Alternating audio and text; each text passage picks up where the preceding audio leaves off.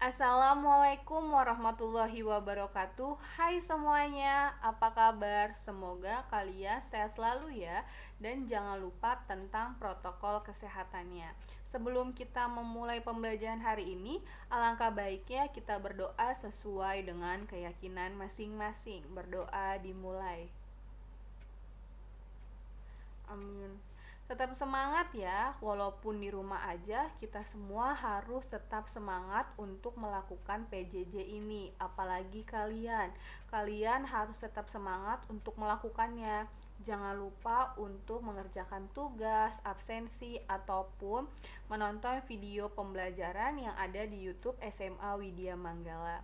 Ingat, kalian sudah kelas 3, bukan waktunya untuk main-main lagi. Jangan sampai absensi atau nilai kalian kosong ya. Ingat, itu sangat merugikan kalian nantinya. Jadi jalankan, tetap sabar. Dan doakan semoga pandemi ini cepat selesai agar kita semua bisa kembali ke sedia kala. Amin. Nah, minggu lalu saya sudah membahas apa pengertian desa, unsur-unsurnya, ciri-cirinya, dan potensinya. Nah, minggu ini saya akan membahas tentang desa lagi, tetapi dengan beda pembahasan, yaitu pola desa. Lalu yang kedua, klasifikasi dan permasalahannya dan bagaimana upaya untuk menyelesaikan permasalahan yang ada di desa. Sebelum saya mulai, kalian siapkan dulu alat tulis kalian dan buku tulis kalian untuk mencatat hal-hal yang penting di materi ini. Nah, di sini ada 7 pembelajarnya, hampir sama dengan minggu lalu. Nah, yang pertama ada pola tata ruang desa. Ada 4 ya. Yang pertama ada bentuk desa linier di dataran rendah.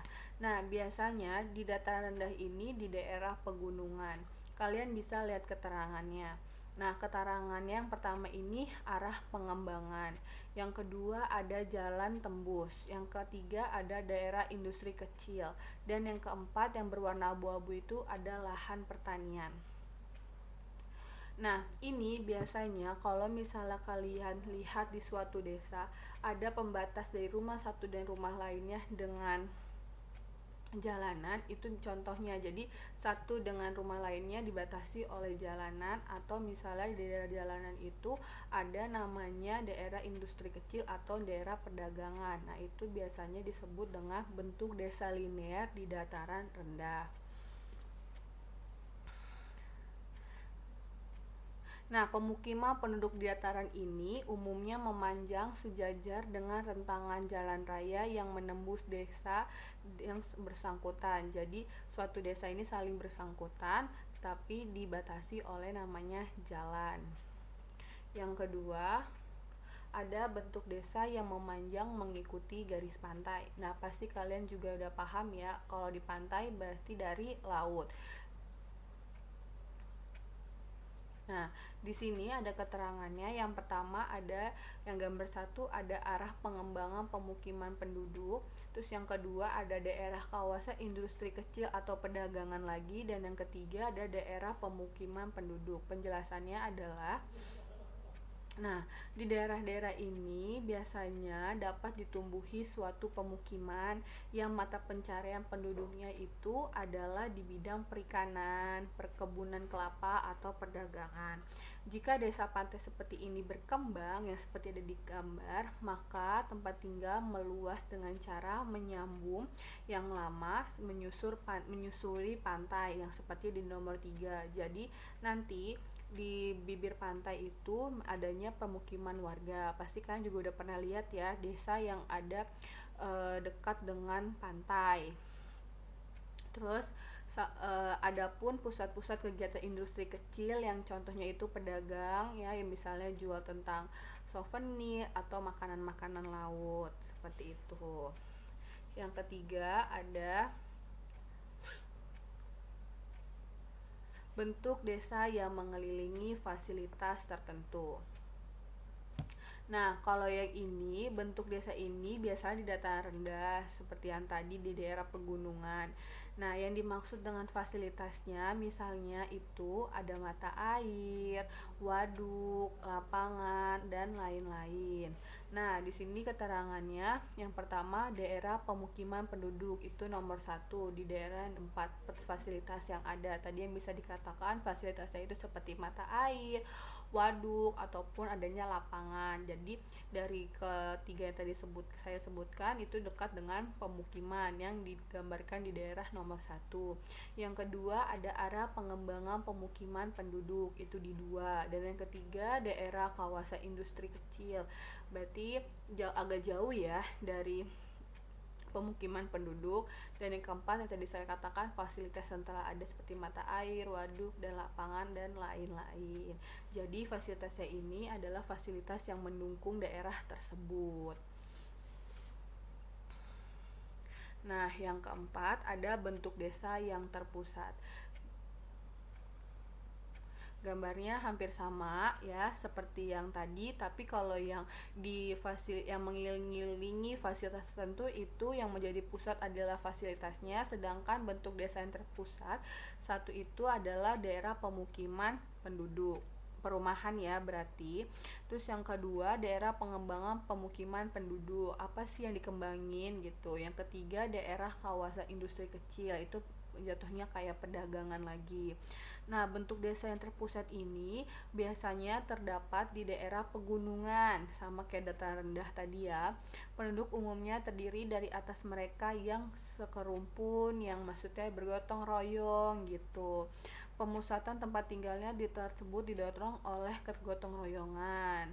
Jadi di sini itu orang semuanya ya seperti desa pada umumnya ya, yang orang-orangnya masih memiliki sifat untuk gotong royong gitu ya, kita suka lihat nih contohnya kayak kemarin desa di Penting Sari. Nah contohnya ini pola ruangnya seperti ini, bentuk desa yang terpusat. Dan hampir semua empat ini yang selain pantai tadi itu adalah contohnya itu adalah desa Penting Sari yang kemarin kita datangi. Yang pertama tadi ada bentuk desa linear dataran rendah, yang kedua ada bentuk desa fasilitas yang mengelilingi, dan yang ketiga ada bentuk desa yang terpusat. Nah kalau misalnya yang pantai tadi misalnya di daerah Parangtritis yang laut dekat dengan rumah perumahan warga seperti itu. Nah di sini ada klasifikasi desa, ada 5. Yang pertama berdasarkan luas wilayah. Nah, di sini ada desa terpencil sampai desa terbesar luas wilayahnya. Kalau yang terpencil ini kurangnya lebih dari 2 km. Agak sempit ya. Sampai yang besar pun ada 8 sampai 10 km persegi. Terus yang kedua ada berdasarkan jumlah penduduk dari yang terkecil sampai desa terbesar. Sebesar-besarnya itu cuma 3.200 jiwa dan yang kecil ada 800 jiwa. Nah, berdasarkan perkembangan desa ini dibagi menjadi 3. Yang pertama ada desa swadaya. Nah, desa swadaya ini adalah desa yang merupakan kondisi suatu desa yang sebagian besar masyarakatnya masih memenuhi kebutuhannya secara mandiri dan tidak bergantung pada pemerintah ataupun orang lain. Jadi masih bersifat tradisional dengan memiliki ciri-ciri antara lain. Yang pertama, tergantung pada istiadat dan budaya setempat. Yang kedua, ekonomi masyarakatnya ditujukan untuk memenuhi kebutuhan sehari-hari. Ya, jadi masih menggunakan untuk masyarakatnya, oleh masyarakat dan dari masyarakat. Yang ketiga, sebagian besar mata pencariannya sebagai petani. Yang keempat, produktivitasnya rendah. Walaupun masih menjadi petani, tapi yang kita lihat sekarang kan walaupun mereka yang membuat, mereka yang melakukan, tapi produktivitasnya itu tidak sesuai apa yang mereka lakukan. Yang kelima, lembaga-lembaga sosial belum berfungsi sebagaimana mestinya. Ya, contohnya seperti posyandu atau kegiatan masyarakat lainnya. Yang keenam, administrasi desa belum terlaksana dengan baik. Berarti di sana kepala desanya atau kepala bupatinya atau lurahnya itu belum sesuai sama yang seperti desa-desa yang sudah maju. Nah, belum mampu mandiri. Dan terakhir, tingkat pendidikan rendah dan penduduknya jarang. Nah, ini bisa dikatakan seperti tadi, desa yang masih kecil atau enggak desa yang terpencil yang dengan kapasitas jumlah penduduknya itu 800 jiwa ya. Ini salah satu contohnya. Nah, yang kedua ada desa swakarya. Ingat ya, swadaya itu desanya yang masih berdiri sendiri tanpa bantuan orang lain atau pemerintah. Sedangkan desa swakarya ini adalah desa yang tingkat perkembangannya sudah lebih maju dibandingkan desa swadaya. Nah, desa ini sudah melewati atau lagi di masa-masa transisi atau melakukan perubahan. Yang tadinya masih bersifat tradisional atau mandiri, tetapi sekarang sudah melakukan perubahan menjadi desa yang agak maju gitu. Ingat ya, ada yang pertama desa swadaya, yang kedua sekarang desa swakarya. Dengan ciri-ciri yang pertama, mata pencariannya beraneka ragam dan tidak tergantung hanya pada sektor pertanian.